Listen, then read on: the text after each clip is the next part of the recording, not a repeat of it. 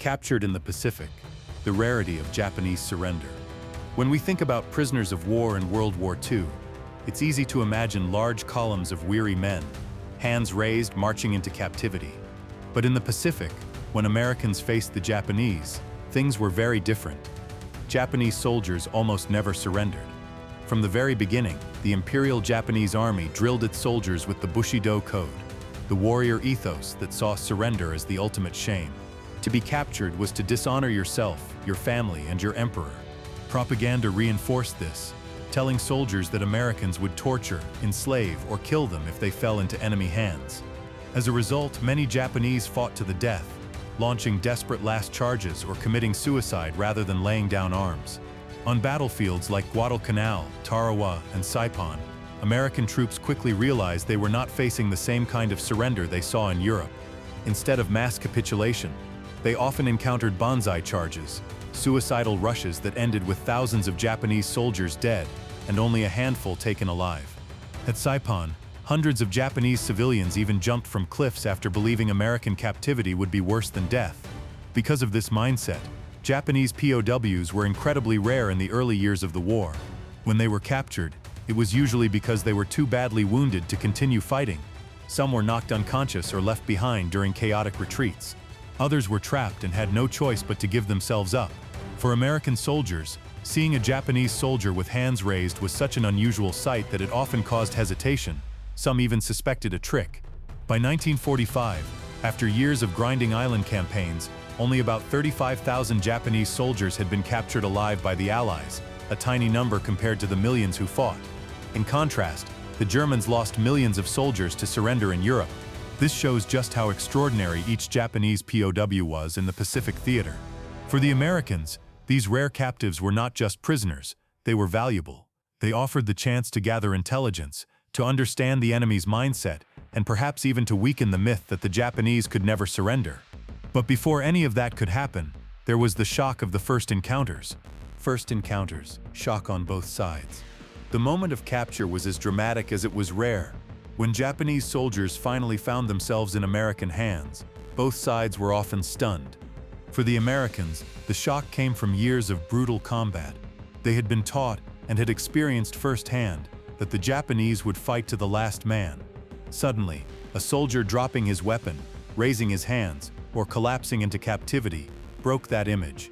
Some U.S. soldiers treated these moments with suspicion, fearing it was a ruse that would end in sudden violence. Tragically, in some cases, captured Japanese soldiers were shot on the spot by frontline troops unwilling to take risks. For the Japanese, the shock was far deeper. Propaganda had filled their heads with horrific images of what capture would mean. They expected torture, mutilation, or immediate execution. Yet instead, American soldiers usually disarmed them, offered water, and even gave them medical care. This kindness, though mixed with hostility and occasional abuse, was utterly alien to men who had been told their enemy was inhuman. The earliest Japanese POWs taken in the Pacific were often interrogated on the spot. American intelligence officers realized quickly how valuable they were. Unlike German prisoners, who often clammed up, Japanese POWs sometimes spoke freely, unprepared for the subtle tricks of interrogation. From these first captives, the U.S. learned about Japanese supply shortages, morale problems, and even battle plans. One striking example came from Guadalcanal in 1942. Captured Japanese soldiers revealed just how desperate their army was for supplies, confirming to U.S. commanders that their strategy of cutting off shipping lanes was working. These insights gave the Americans a critical edge. For the prisoners, however, the experience was one of total disorientation. Some were astonished to be treated with bandages, food, and cigarettes. Others remained defiant, refusing to speak, their sense of honor unbroken even in chains. A few even tried to commit suicide in captivity, unable to live with the shame. These first encounters set the tone for the rest of the war. The Japanese discovered that American captivity was not the nightmare they had been promised. The Americans discovered that, while their enemy could be fanatical, he was also human, and sometimes even willing to cooperate. Out of this strange mix of hostility and unexpected humanity, the story of Japanese POWs in American hands began to unfold. From battlefield to barbed wire, transporting the prisoners. Once captured, Japanese prisoners faced a new journey. one that took them from the chaos of Pacific battlefields into a tightly organized system of American-run camps. This journey was often long, dangerous, and deeply unsettling for men who had believed surrender was worse than death. At first, prisoners were held in temporary stockades near the front lines. These makeshift enclosures were rough, surrounded by barbed wire, and guarded by nervous American soldiers. Conditions here were basic: a patch of dirt, some crude shelter, and rations just enough to keep them alive. For the Americans, the priority was to clear the battlefield quickly and move prisoners away from combat zones where they could not interfere. From these forward cages, POWs were moved to rear bases by truck, ship, or sometimes even by aircraft. On crowded transport ships, Japanese prisoners were crammed into the holds under armed guard. Yet even here, many were astonished to be given food and medical treatment. Wounded prisoners received operations in field hospitals, and doctors tried to save men who, just days before, had been fighting ferociously against them. The psychological toll was immense. For the Japanese, each step away from the battlefield was a step deeper into dishonor. Some prisoners tried to provoke guards into killing them. Others sat in silence, consumed by the shame of captivity. A few clung to rumors that they would soon be executed. But when days turned into weeks and they were still alive, uncertainty began to replace despair. By late 1943, the United States began shipping larger groups of Japanese POWs across the Pacific. They were loaded onto transports and carried thousands of miles to camps in Hawaii, Australia, and eventually the continental United States. The US military wanted them far away from active battlefields where escape or rescue was impossible. For American authorities, the logistics were staggering. They had to feed, guard, and house men who often refused to cooperate, sometimes refusing even to eat. But compared to the horrific death marches carried out by Japan against Allied captives, the American system was remarkably organized. Prisoners were cataloged, assigned numbers, and processed under the rules of the Geneva Convention, even though Japan itself had refused to ratify it. By the time Japanese POWs began arriving in camps on American soil, both captives and captors had learned something surprising. Captivity was survivable. The Japanese discovered that Americans were not the monsters their leaders had described, and the Americans realized that these supposedly fanatical enemies could, under the right conditions, be handled like any other prisoners of war. Life inside US POW camps. When Japanese POWs finally reached the United States, they stepped into a world unlike anything they had imagined. Barbed wire and guard towers surrounded them, but beyond that lay a level of comfort that shocked many. Camps in places like Texas, Idaho, and Wisconsin were built to house thousands of prisoners. Wooden barracks provided shelter from the elements, and mess halls served hot meals 3 times a day. Compared to the shortages and hunger of the Japanese home front, American POW camps seemed almost luxurious. Meat, bread, vegetables, and even coffee were served in quantities unimaginable back in Japan. Some prisoners later recalled their first meals in America as moments of disbelief. How could their enemy feed them better than their own army ever had? Daily life inside the camps was strictly regimented but not cruel. Prisoners woke early, performed roll call, and were often assigned to work details. Under the Geneva Convention, non-officer prisoners could be required to work, and many were put to labor in agriculture, forestry, and even small industries. In rural America, Japanese POWs became a vital workforce, picking fruit, cutting timber, and helping with farm harvests at a time when local men were off fighting the war. Despite their status as captives, many prisoners began to experience something entirely unexpected: dignity. They were paid small wages in camp currency, which could be used to buy cigarettes, toiletries, or even extra food from canteens. They were allowed to write letters home, though under censorship, and were given access to books and sometimes even educational programs. Sports became a popular pastime, with baseball games and sumo-style wrestling matches lifting spirits inside the wire. Yet not everything was peaceful. The cultural gap between guards and prisoners was immense. Many Japanese still clung to the idea that surrender was dishonorable, and camp tensions sometimes erupted into violence, particularly when pro-war hardliners tried to punish fellow prisoners seen as too cooperative. In some camps, secret thought police groups formed among the prisoners, echoing the same authoritarian control they had lived under in Japan. For the Americans, the camps became a strange paradox. On one hand, they housed the enemy, men who had once fought ferociously against them. On the other, they were also human beings adapting to a life behind wire. sometimes even forming bonds with local communities through work projects. Children growing up near the camps remembered the Japanese POWs not as terrifying enemies, but as polite, hard-working men who waved from trucks or worked in nearby fields. Inside the barbed wire, many Japanese prisoners experienced a profound shift. Instead of torture and starvation, they found routine, stability, and even small freedoms. For some, it was the beginning of a rethinking process, a slow, painful questioning of everything they had been taught about honor, loyalty, and the enemy they once hated. Food, shelter, and medical care. A different world. For Japanese prisoners, one of the most striking shocks of captivity came not from barbed wire or guard towers, but from the simple routines of daily survival: food, shelter, and medical care. In the minds of many captured soldiers, surrender meant starvation or brutal mistreatment. Instead, what they encountered in American hands was a completely different world. Meals in U.S. POW camps often exceeded the quality and quantity of food that Japanese soldiers had ever known in their own army. While fighting on Pacific Islands, Japanese troops survived on meager rations, often just a handful of rice, dried fish, or whatever could be foraged. Starvation and malnutrition were constant companions. In contrast, camp kitchens in the U.S. served 3 full meals a day, complete with meat, bread, vegetables, and even coffee. Some Japanese POWs later recalled their astonishment at the abundance, with one describing his first American breakfast of eggs and toast as a feast fit for an emperor. Shelter, too, was a revelation. Instead of jungle foxholes or half-collapsed bunkers, POWs were housed in long wooden barracks with heating in the winter, and bunks lined up in neat rows. Each man had space to sleep, blankets, and even access to showers, luxuries compared to the front lines. To soldiers who had expected chains and dungeons, this relative comfort seemed surreal. Perhaps the greatest surprise came with medical treatment. U.S. Army doctors treated wounded Japanese prisoners as they would their own men. In some cases, Japanese POWs who had been gravely injured on the battlefield received life-saving surgery in American hospitals. Prisoners suffering from malaria, dysentery, or infected wounds were given medicine that was nearly impossible to obtain in Japan at the time. To many captives, this care was almost incomprehensible. Some later admitted that it was the first time they questioned the propaganda that Americans were merciless barbarians. This humane treatment was not purely altruistic. The United States had signed the Geneva Convention, and upholding it not only served as a point of national pride, but also as propaganda against the Axis.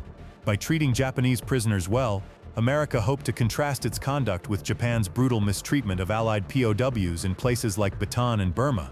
Still, not all prisoners accepted this kindness easily. Some refused food out of shame. Others saw medical treatment as a humiliation. To survive because of the enemy's generosity was, in their eyes, another layer of dishonor. Yet over time, many began to adapt. Meals became routine, shelter became familiar, and the fear of immediate death gave way to the strange rhythms of camp life. For American guards and doctors, it was proof of a simple truth. Providing humane conditions didn't just fulfill international law, it also softened even the hardest enemies, breaking down the wall of fear that propaganda had built. Interrogations and intelligence gathering. If food and shelter were about survival, interrogations were about strategy. For the Americans, every Japanese prisoner represented a potential goldmine of intelligence. Unlike German soldiers, who were often trained to resist questioning, many Japanese prisoners were unprepared for the subtle, persistent methods used by American intelligence officers.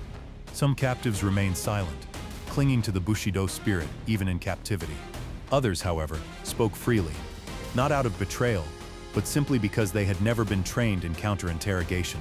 American intelligence quickly realized the value of this.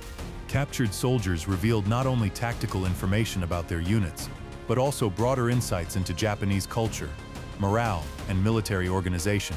Early interrogations at Guadalcanal provided vital details about Japanese supply shortages and weaknesses in command structure. Later, prisoners revealed the design of Japanese equipment, the organization of divisions, and even upcoming operations. But interrogations were not carried out with beatings or torture, as many Japanese had expected. Instead, the Americans often used patience, empathy, and psychological tactics. Prisoners were questioned in comfortable rooms, offered cigarettes, food, or medical care, and gradually persuaded to talk. The contrast between expectation and reality often disarmed them more effectively than force ever could. One famous example involved the capture of pilots and sailors who provided critical details about Japanese codes, naval deployments, and defensive strategies. This information helped shape American decisions in the Pacific, tipping the balance in battles where every advantage mattered. Beyond the battlefield, interrogations also served another purpose: understanding the enemy's psychology.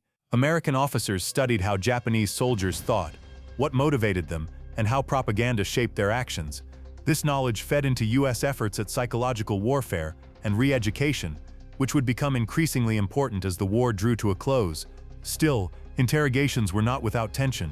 Some Japanese prisoners resisted fiercely, refusing to speak a single word. Others attempted suicide to avoid betraying information. American officers learned quickly to separate hardliners from those who were more willing to talk. Over time, they developed profiles of different prisoner types, tailoring their approach to each. For the Japanese POWs, these sessions were bewildering. Many expected cruelty, but instead found themselves sipping coffee while answering questions. Some felt relief at being able to unburden themselves. Others felt crushing guilt, knowing they were betraying their comrades, even if only by speaking about food shortages or supply routes. In the end, intelligence gathering became one of the most valuable aspects of holding Japanese prisoners. Beyond the barbed wire and daily routines, each interrogation chipped away at the mystery of the enemy, giving America insights that helped shorten the war and save countless lives. Cultural clashes, honor, shame, and the Bushido Code. Inside the barbed wire, the war did not end. Instead, it took on a new form, a clash of cultures, values, and beliefs. For the Japanese prisoners, captivity itself was the deepest dishonor imaginable. For the Americans, it was simply part of warfare. Soldiers surrendered, were disarmed, and waited until the conflict was over. These two worldviews collided in every corner of the camp. At the heart of the clash was the Bushido Code, a centuries-old warrior ethos that had been reshaped by Japan's militarist leaders. Japanese soldiers were taught that surrender was cowardice, worse than death. To live as a prisoner was to abandon one's duty to the emperor and one's ancestors. This mindset meant that even behind American fences, many POWs struggled with crushing shame. Some refused to eat or attempted suicide. Others isolated themselves, unable to reconcile survival with honor. Americans, by contrast, saw surrender as practical, even logical. Soldiers who laid down their arms could live to fight another day, or at least return home after the war. To U.S. guards and officers, the Japanese refusal to accept captivity as normal seemed irrational. This gap led to constant misunderstandings.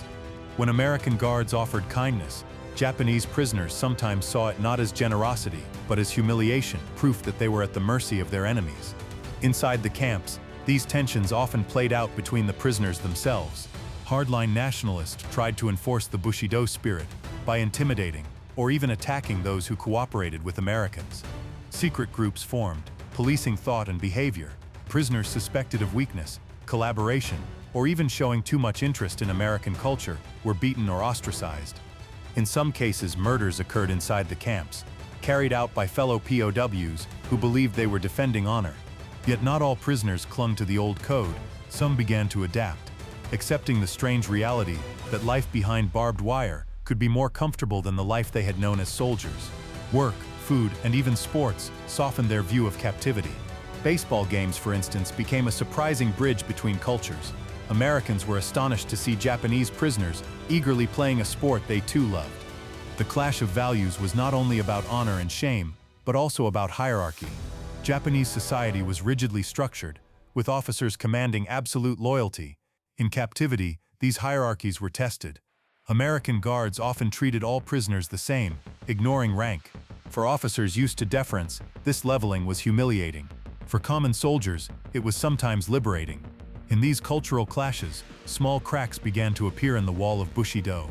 Not all prisoners abandoned their beliefs, but many began to see that honor could survive even in captivity, and that survival itself might be a form of resistance, not just shame. Re-education and propaganda, winning hearts and minds. As the war dragged on, the United States realized that Japanese POW camps could serve more than one purpose. They were not just places to hold prisoners. They could also become laboratories for psychological warfare and re-education. American officials wanted to do more than feed and guard the prisoners. They wanted to reshape how they thought. If Japanese soldiers could be shown that surrender was not dishonorable, and that America was not the barbaric enemy their leaders claimed, then perhaps these men could carry a new message back to Japan once the war ended. To achieve this, U.S. authorities introduced re-education programs. In some camps, Japanese-language newspapers were printed under American supervision. These publications mixed news about the war with essays on democracy, freedom, and human rights. The goal was to chip away at years of militarist propaganda and offer an alternative vision of the world. Prisoners were also exposed to films, lectures, and even classes. Some were taught English, others learned about American history or politics. A few were encouraged to discuss democracy openly, something unimaginable in wartime Japan. The most willing participants were usually younger soldiers or those who already doubted Japan's leadership. For them, the camp became an unlikely classroom. But re-education was not without resistance. Hardline prisoners viewed it as brainwashing, another humiliation piled on top of captivity. In some camps, these men tried to stop others from reading camp newspapers or attending lectures. Violence sometimes followed. American guards had to walk a fine line, encouraging education without letting it spark unrest. Despite these challenges, the program had real impact. Some prisoners began to shift their views, slowly realizing that the emperor was not divine, that militarism had led Japan to disaster, and that the West was not the monstrous enemy they had been taught to hate. A handful even volunteered to broadcast radio messages to their comrades still fighting in the Pacific, urging them to surrender and save their lives. For the Americans, re-education was more than a moral project. It was also strategic. A rethinking Japanese soldier was less likely to resist, less likely to cause problems in the camp, and far more useful after the war as a bridge between the two nations. By the time Japan surrendered in 1945, these efforts had planted seeds of doubt, curiosity, and in some cases, admiration. For prisoners who had once seen the United States as their mortal enemy, captivity had become an education in ideas that would shape not only their futures, but also the future of US-Japan relations in the post-war world. End of the war. Repatriation and reluctant returns. When Japan finally surrendered in August 1945, the war for most soldiers ended with the sound of celebrations, parades, and relief. But for Japanese POWs held in America, the news was met with a mix of emotions, shock, disbelief, and a heavy sense of uncertainty about the future. For years, many prisoners had clung to the hope that Japan would somehow win. Even in captivity, rumors spread of secret weapons and last-minute victories. The idea of Japan's unconditional surrender was almost unimaginable. Yet now, with the emperor's voice broadcast across the world, confirming defeat, the reality struck like a thunderbolt. For some POWs, it was humiliating confirmation of everything they had feared. For others, it was a strange relief, proof that their suffering in captivity was not in vain, because the war was truly over. Repatriation began soon after. Ships were prepared to carry tens of thousands of Japanese prisoners back across the Pacific. The journey home was emotional. Some prisoners wept openly as they saw their homeland again for the first time in years. Others dreaded their return, knowing that their families and communities might see them not as survivors, but as failures who had surrendered instead of dying in battle. On arrival in Japan, many POWs were met not with sympathy, but with suspicion and shame. Soldiers who had endured years in American camps, eating well, working in fields, and even learning English, returned to a nation devastated by bombings, famine, and defeat. Their survival was sometimes seen as betrayal. Some were labeled cowards, and others struggled to find their place in a society that still carried deep scars of militarism. Yet for many, captivity had changed them. They had seen a different world, one where freedom, democracy, and abundance contrasted sharply with the rigid and starving society they had left behind. Some former POWs went on to become quiet advocates for peace, sharing their experiences of American camps as proof that the enemy had not been the monster they had been told to expect. The end of the war marked the close of their time behind barbed wire, but it opened a new battle, the struggle to reconcile captivity with honor.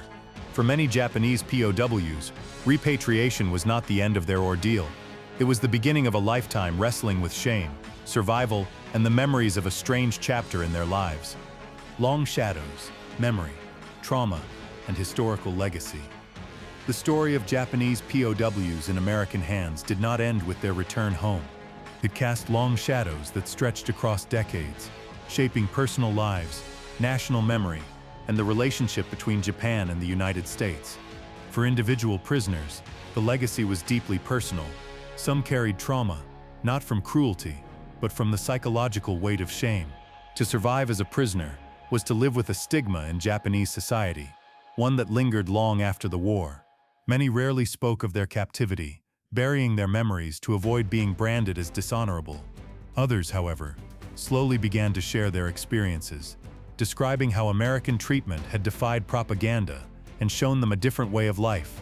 For historians, the Japanese POW experience stands out as unique.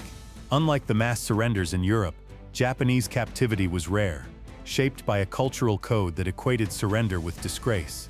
This meant that those who survived became windows into a world few expected to see. Men who lived between two systems, carrying the contradictions of Bushido and democracy within themselves. The legacy also influenced US-Japan relations. The relatively humane treatment of Japanese POWs contrasted sharply with the brutal treatment of Allied prisoners in Japanese hands. This difference became part of the narrative of post-war reconciliation.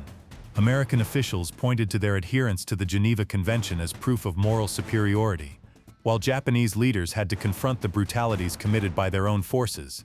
In this way, the POW experience shaped the politics of memory in both countries. Cultural clashes also left marks on American communities. In rural areas where POWs had worked on farms or in logging camps, locals remembered them not as enemies but as hard-working men who helped harvest crops during wartime shortages. These small connections created surprising bonds, softening the image of the Japanese in parts of America. Decades later, former POWs and their American captors occasionally reunited.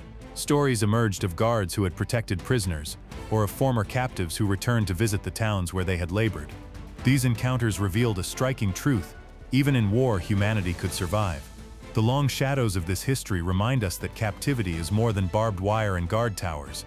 It is about how enemies see one another, how propaganda crumbles in the face of reality, and how survival can transform both individuals and nations. For Japanese POWs in American hands, the war may have ended in shame, but their legacy became one of reflection, reconciliation, and a warning about the cost of blind obedience to ideology.